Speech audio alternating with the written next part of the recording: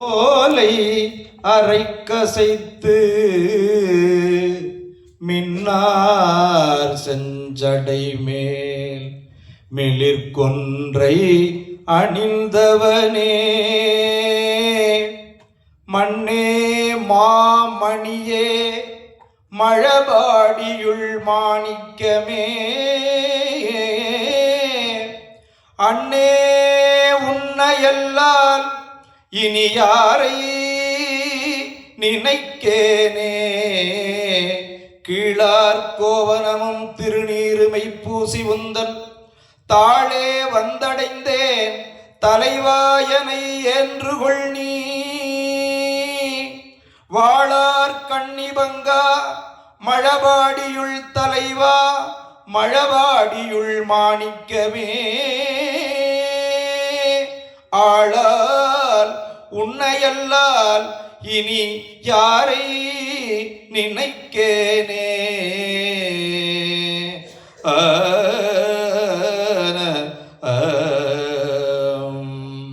எல்லாம் வல்ல சிவப்பரம்பருடைய தனிப்பெரும் கருணையினாலே என்னுடைய ஞான சர்க்குருவினுடைய திருவடிகளை மனம் மொழி மெய்களால் வணங்கி கொண்டு இன்றைய நாள் ஒரு பொன்னான நாளாக திகழ்கிறது. இந்த இசை வெளியீட்டு விழாவென்பது ஆண்டவன் அருளால் ரொம்ப நன்றாக அமைந்திருக்கிறது. இதை 2 முறை இந்த திருக்காட்சியை நமது முன் அதை ஒளிபரப்பி காட்டினார்கள். அந்த 2 முறையுமே அப்படியே கண் கலங்க ஆரம்பிச்சிருச்சு.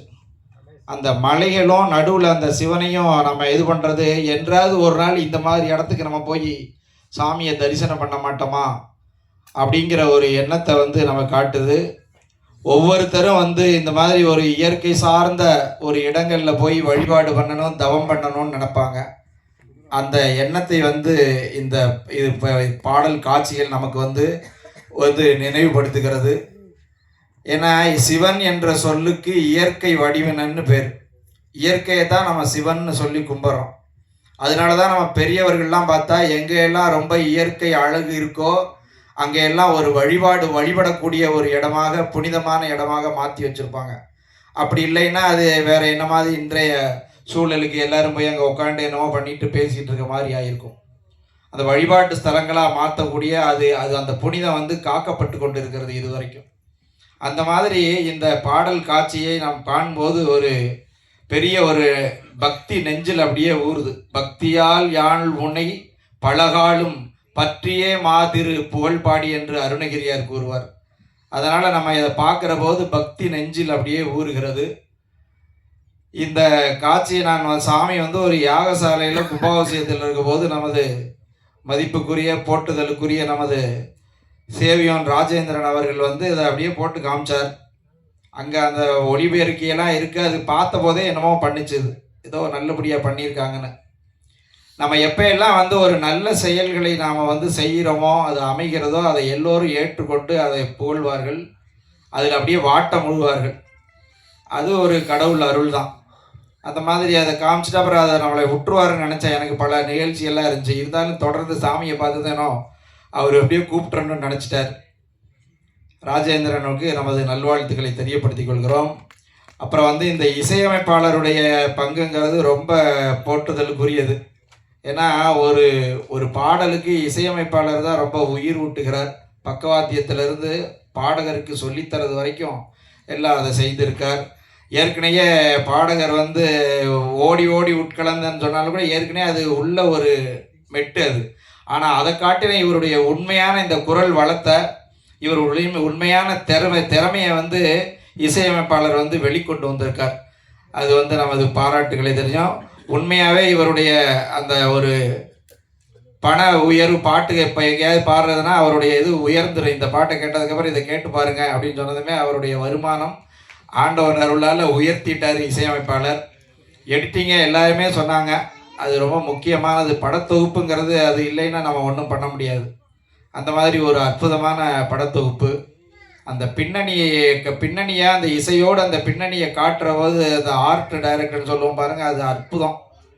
எத்தனையோ பெரியவர்கள்லாம் இந்த இந்திய மண்ணிலே வந்திருக்கிறார்கள்.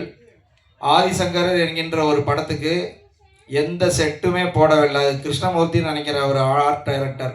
எந்த செட்டும் போடாமல் அந்த கதைக்கு உரிய அந்த இடங்களை தேர்ந்தெடுத்து அதை படமாக்கியிருப்பார்கள். அது ரொம்ப அற்புதமாக இருக்கும்.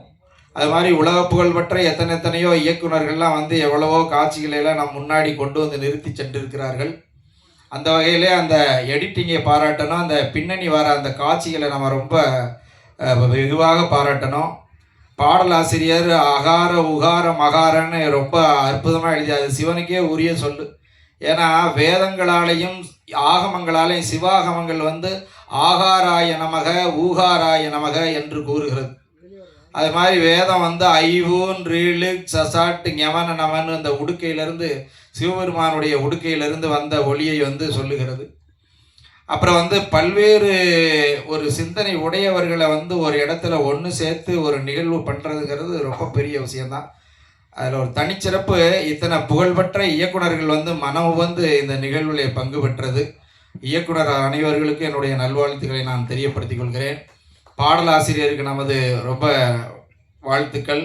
நல்ல வரிகள் அவருக்கு தோணி இருக்கு. சிவனுக்கு உரிய வரிகளாக அவர் எழுதியிருக்கார். ஏன்னா ஆ உ இம்முங்கிறது வந்து ஓங்கார தவம் என்று பேர். ஆ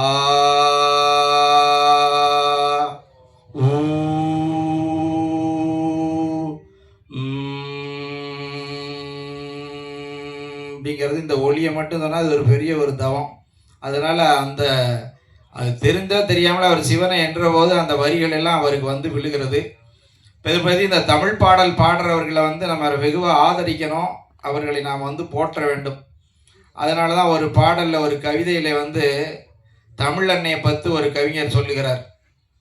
கதிர்வெடித்து பிளம்பு எழ கடல் கொதித்து சூடாற்ற முதுமை பெரு நிலப்பரப்பில் முதல் பிறப்பு தோன்றிவிட நதி வருமுன் மணல் தருமுன் பதிமதுர பெருவெளியில் பாண்டியர்கை பார்த்தவளே, நின்னையான் வணங்குவதும் நீ என்னை வாழ்த்துவதும் அன்னை மகற்கிடையே அழகில்லை என்பதனால் உன்னை வளர்த்து வரும் உன் புகழ் சேர் தென்புலவர் தம்மை வாழ்த்துகிறேன் வாழியரோ தமிழ் புலவர். தமிழ் படித்தவன் வாழ்ந்தா தான் வந்து தமிழ் வாழும். அதனால் தமிழர்கள் நம்ம சொல்லிக்கிட்டே இருக்கிறத காட்டில் அந்த மாதிரி எழுதுகிறவர்களையும் அது சொல்கிறவர்கள் நம்ம வந்து ரொம்ப வெகுவாக பாராட்டணும். அப்போ எப்படி உங்களுக்கு இந்த மாதிரி இதெல்லாம் தோணுச்சுன்னு தெரியல. நமது கலைமாமணி மங்கையரசி வந்து அந்த இது வந்து ரொம்ப வாழ்த்தி சொல்லிட்டு போனாங்க. அவர்களை அழைத்தது 2 எங்களுடைய சேக்கிழார் ஆராய்ச்சி மையத்தினுடைய ஞான பண்ணையில் வளர்ந்த 2 பிள்ளைகள் அவர்கள். சிவ சதீஷ்குமார் அவர்களும் அன்பு சகோதரி ரேகாமணி அவர்களும். ஏற்ற மாதிரி அவருடைய மணி, எங்களுடைய பேராசிரியர் மணி அவர்கள் இங்கே வந்திருக்கார். ரேகாமணி அவர்கள் பெரிய புராணத்துக்கு எழுதின கட்டுரைக்கு சாமி வந்து வாழ்த்துறையெல்லாம் வழங்கியிருக்கா, அற்புதமாக எழுதியிருப்பாங்க. இந்த மாதிரி தேடி தேடி ஒவ்வொருத்தராக நீங்கள் கண்டுபிடித்து இந்த நிகழ்வில் வந்து அதை ஈடுபடுத்தியிருக்கீர்கள். அதெல்லாம் ரொம்ப வெகுவாக பாராட்டணும். என்ன இருந்தாலும் தமிழ் அன்னையை உன்னை நீ என்னையை வாழ்த்துறதும் நான் உன்னைய வணங்குறதும் என்ன இருக்குது, அதில் ஒன்றும் பெருசு இல்லை. உன்னைய பாடிட்டு இருக்காங்க பாருங்க, அவர்களை வந்து நான் வாழ்த்துகிறேன், அவர்களை போற்றுகிறேன்னு சொன்ன மாதிரி இந்த மாதிரி நல்ல ஒரு இயக்குனர்களுக்கும் இசையமைப்பாளர்களுக்கும் பாடகர்களுக்கும் ஆதரவு தெரிவிக்கணும். எத்தனையோ பெரியவர்கள் இங்கே நம்மளுக்குள்ளே இருப்பாங்க, பொருளாதார ரீதியாக பின்தங்கி இருப்பாங்க. அவர்களை வந்து அந்த பொருளாதாரத்தை கொடுத்து உயர்த்தி அவர்கள் திறமையெல்லாம் வெளிக்கொண்டு வர்றதுக்கு அது ஒரு பெரிய மனசு வேணும். அதனால் இதனுடைய தயாரிப்பாளர்களை நான் ரொம்ப வெகுவாக பாராட்டுகிறேன். உங்கள் பரம்பரையே நல்லா இருக்கணும்னு நான் வாழ்த்துகிறேன். இதை எத்தனையோ பேர்களுக்கு நீங்கள் வந்து வாய்ப்பு கொடுக்க வேண்டும். ஏன்னா பொருள் இல்லைன்னா ஒன்றும் பண்ண முடியாது. எண்ணங்கள்லாம் நம்ம மனசுக்குள்ளே இருந்தாலும் இவர் ராஜேந்திரன்ட்ட பேசுகிறப்ப எத்தனையோ கதைகளை வச்சுருக்கார். ரொம்ப பிரம்மாண்டமாக சொல்கிறார். ரொம்ப சொல்கிற போதே யாருக்கும் இல்லாமல் ஒரு தனித்துவம் அவர்கிட்ட இருக்குது. அது சாமிகிட்ட நிறைய கதைகளை சொல்லி தந்தார். அது பார்க்குறப்ப என்றாவது ஒரு நாள் நீங்கள் எல்லோரும் அனைவரும் வாழ்த்திருக்கீங்க அவரை. அது மாதிரி என்றாவது நல்ல இடத்துக்கு ஒரு உன்னத நிலைக்கு வருவார். அது மட்டுமல்ல, எப்பயுமே நமது எண்ணங்கள் வந்து செயலுக்கு வந்துடும். நீங்கள் இடைவிடாது ஒரு எண்ணத்தை எண்ணிக்கிட்டே இருக்கீங்க, இந்த உலகில் ஒரு இடத்த நீங்கள் அடையணும் அப்படின்னு நினைக்கிற போது இடைவிடாது அதை பற்றி சிந்தித்து ஒவ்வொரு அடியாக நீங்கள் எடுத்து வைக்கிற போது எண்ணம் வந்து செயலுக்கு வந்துடும்.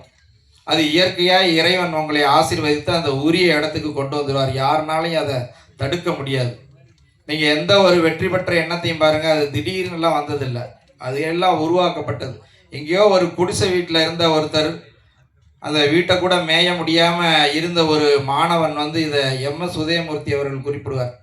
அவர் அந்த குடியில் இருந்து கொண்டு அவருடைய எண்ணங்களை எல்லாம் வந்து அப்படியே உலகத்துக்கு பறந்து அவர் பறந்த நோக்கா பல காரியங்கள் உலகுக்கு செய்யணும் என்ற போது ஒரு குறிப்பிட்ட நாளையில் அவர் உலகுக்கு உதவுற மாதிரி ஒரு உன்னத நிலைக்கு அவர் வந்துடுறார். அதனால் ஒவ்வொருத்தரையும் தனித்தனியாக என் நல்வாழ்த்துக்களை தெரியப்படுத்திக் கொள்கிறேன். இந்த மாதிரி ஒரு நல்ல செயலை செய்திருக்கிறீர்கள். சாமி உங்கள் அனைவரையும் வாழ்த்துவதற்காக வந்திருக்கிறேன். நீங்கள் அனைவரும் பல்லாண்டு பல்லாண்டு பல்லாயிரத்தாண்டு பல கோடி 100,000 என்று ஆழ்வார்கள் சொல்ல மாதிரி நீங்கள் வாழ வேண்டும். நீங்கள் சொல்கிறதெல்லாம் எங்களுக்கு காதில் ஒழுகுது. இருந்தாலும் பாராட்டுங்கிறத நம்ம சொல்ல வேண்டியதை சொல்லிட்டு தான் பைக்கை கொடுக்கறோன்னு வந்து இருக்கு. அதனால் ஆகையினாலே என்னுடைய நல்வாழ்த்துக்களை தெரியப்படுத்திக் கொள்கிறேன் அனைவருக்கும். அதை காட்டிலும் நீங்கள் எல்லாம் உங்களுடைய நேரத்தை செலவிட்டு இந்த நிகழ்வில் பங்கு பெற்றிருக்கீங்க. உங்களை அனைவரையும் தனித்தனியாக வாழ்த்து. சென்ற காலத்தில் பழுதிலா திறமும் இனி எதிர்காலத்தில் சிறப்பும் பெற்று நீங்கள் ஓங்கி வாழ வேண்டும் என்று என்னுடைய ஆன்மார்த்த மூர்த்தியாகிய செந்தமிழ் சொக்கநாதருடைய திருவடிகளை மனம் மொழி மெய்களால் வாழ்த்தி என்னுடைய இந்த சிற்றுரையை நிறைவு செய்கிறேன். தெய்வீகம் வளர்க, சிவனருள் ஓங்குக. நன்றி ஐயா.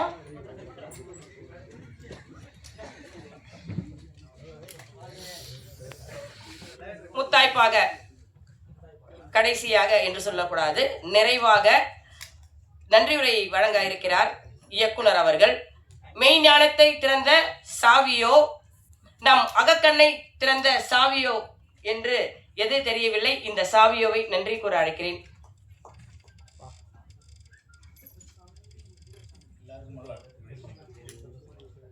அனைவருக்கும் வணக்கம். எல்லாரும் இவ்வளோ நேரம் வந்து வெயிட் பண்ணதுக்கு ரொம்ப தேங்க்ஸ். என்னோட அழைப்பை ஏற்று வந்த ஆன்மீக பெரியவர்களுக்கும் என் அன்பு நண்பர்களுக்கும் அண்ணன்களுக்கும் நன்றியை தெரிவித்துக் கொள்கிறேன். நன்றி.